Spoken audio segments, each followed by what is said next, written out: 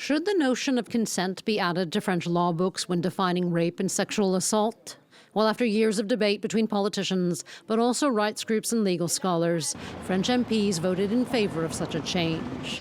155 to 31, the National Assembly adopted the linguistic compromises found at the committee level, sending the bill to the Senate for a final vote.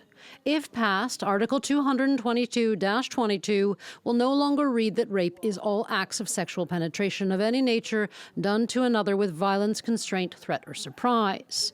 Instead, sexual assault's legal definition will be simplified and defined as all sexual acts done to another or oneself without consent.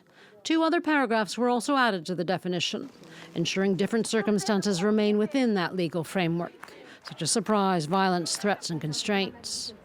For rights activists and lawyers, this symbolic change in the law may help shift the societal needle in France, from one of a rape culture to that of a culture of consent. It's going to be able to raise conversation with people, and people are going to be like, okay, maybe now I have to think more about consent and not being like, okay, I'm going to get away with this. Like, maybe I have to think what is consent to me. For example, in the Pelicot case, you had one of the rapists that were, he was 50-something, and he was like, before this case, I didn't know, nobody taught me what consent is.